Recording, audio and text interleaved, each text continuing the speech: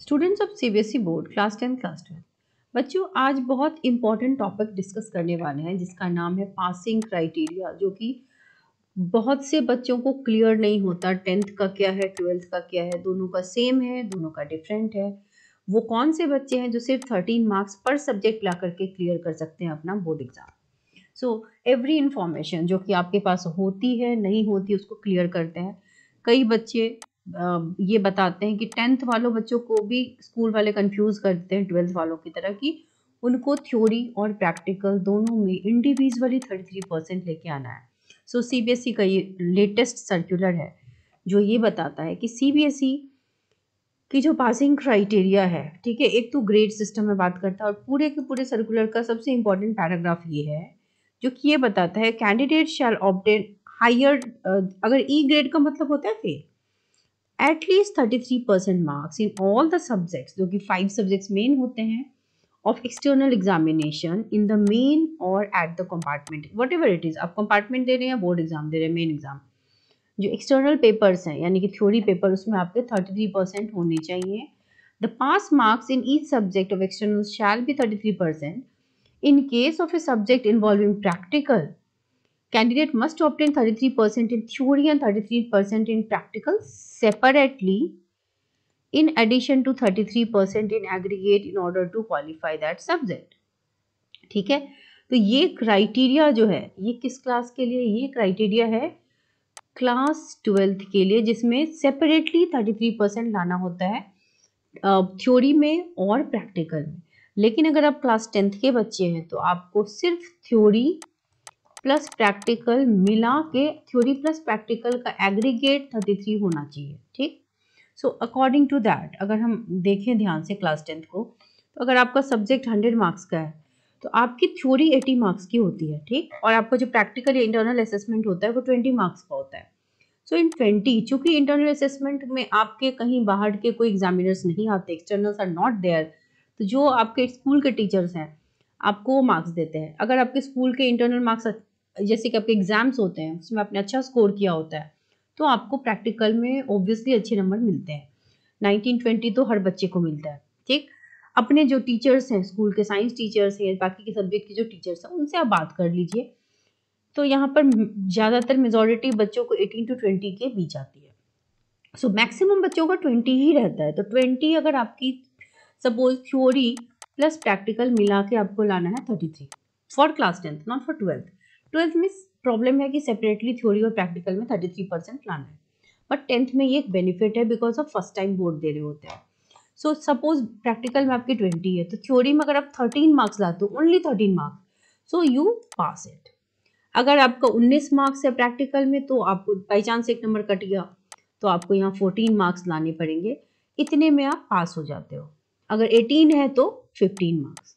लेकिन ज़्यादातर बच्चों के 20 आ जाते हैं 10th में। अपने टीचर्स के साथ अच्छे से बात करके अपना रेपुटेशन बना के रखो। स्कूल के जो टेस्ट होते हैं उस प्री बोर्ड्स वगैरह उसमें अच्छे नंबर आएंगे तो ऑटोमेटिकली आपको 20 आउट ऑफ 20 मिलेगा and you need only 13 marks. तो ये वो बच्चे हैं जो 20 मार्क्स फुल लाएंगे तो उनको 13 चाहिए। तो बेसिकली 13 to 15 के रेंज में अगर आप फॉल करते हैं फॉर क्लास 10th थ्योरी में तो आप पास हो जाते हैं, करेक्ट। 12th वालों के लिए क्या है कि थोड़ा सा चेंज है। 12th में क्या है कि थ्योरी और प्रैक्टिकल, थ्योरी में आपको सेपरेटली लाना है और प्रैक्टिकल में भी सेपरेटली। तो कुछ थ्योरी पेपर होते हैं बेटा 70 मार्क्स की, कुछ थ्योरी पेपर होती है 80 मार्क्स की। 70 मार्क्स की अगर थ्योरी है तो आपको मिनिमम 23 मार्क्स चाहिए। 23 मार्क्स आएंगे तो ही आप थ्योरी क्लियर करोगे। और अगर 80 मार्क्स की थ्योरी है तो आपको 26 नंबर लाने पड़ते हैं फॉर पासिंग द एग्जाम। और प्रैक्टिकल इधर 30 मार्क्स का होता है या 20 मार्क्स का होता है। 30 मार्क्स के प्रैक्टिकल में 28 से 30 के बीच आपको मिलता ही मिलता है। यहाँ पर आपको परसेंट, अगर आप एब्सेंट है तभी आप यहाँ पे पास नहीं होते, अदरवाइज प्रैक्टिकल सभी क्लियर करते हैं। और 20 मार्क्स के प्रैक्टिकल में यू गेट 18 to 20। तो ये बॉदरसम नहीं है। हम परेशान कहाँ होते हैं, थ्योरी पार्ट में, जहाँ पे बच्चों के लिए कभी कभी कुछ डिफिकल्ट सब्जेक्ट्स में 23 मार्क्स लाना मुश्किल हो जाता है। इसीलिए अच्छे से सिंसियरली पढ़ाई कीजिए। ये पता होना चाहिए बच्चों को कि पासिंग क्राइटेरिया 10th के लिए अलग है, 12th के लिए अलग है। आपको कितना लेके आना है, तो अगर 70 मार्क्स का पेपर है तो आपको 23 लाना है 12th वालों, और 80 मार्क्स का पेपर है तो आपको 26 नंबर लाना है। इसके लिए कुछ बातें होती हैं, जैसे कि पेपर प्रेजेंटेशन कैसे करते हैं।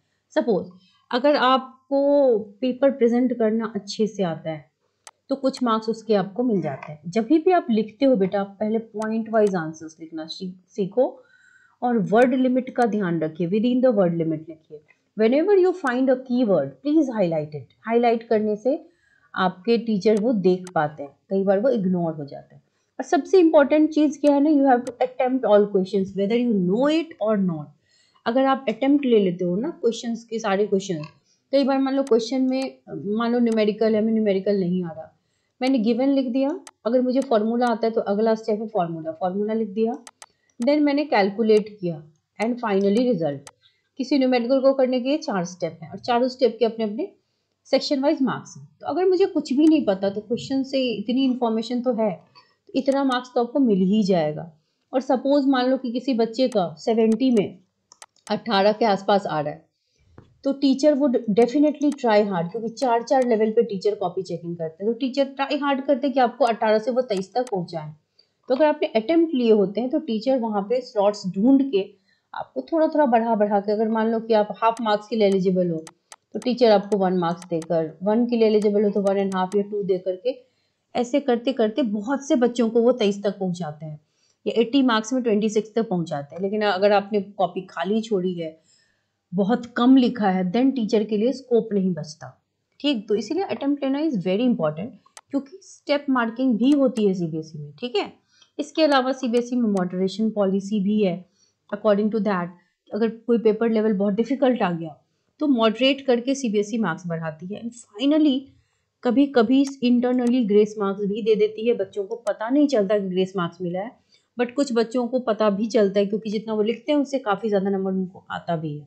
तो इन सब बातों को समझ लीजिए और ये आप जान लीजिए कि it is very easy to score good marks. ठीक है, आसान है, बहुत आसान है, आपको बस लिखने का तरीका पता होना चाहिए। और सीबीएसई क्या चाहती है, सीबीएसई की जो अपनी मार्किंग स्कीम है, अगर आप उसको फॉलो करते हुए लिखोगे, क्योंकि सीबीएसई की marking scheme is available on CBSE website, अगर आप उसको देख करके कैसे लिखा जाता है पॉइंट वाइज आंसर्स, सीबीएसई को क्या चाहिए, इफ यू नो दैट, आपको नंबर मिल जाएंगे। सो डोंट वरी, बहुत अच्छे से आप तैयारी कीजिए। Wish you all the very best. और केमिस्ट्री क्लास 12 की क्रैश कोर्स भी लॉन्च होने वाली है। जो जो बच्चे इंटरेस्टेड हैं, do right in the comment section. जल्द से जल्द बैच लॉन्च होगी, I will let you know. बहुत सारे बैचेस ऑलरेडी रनिंग हैं, बट एक फाइनल क्रैश कोर्स भी लॉन्च होने वाला है। तो जो बच्चे इंटरेस्टेड हैं या जिनका अभी कंपार्टमेंट आने वाला है, they everybody can join it. So wish you all the very best, stay updated.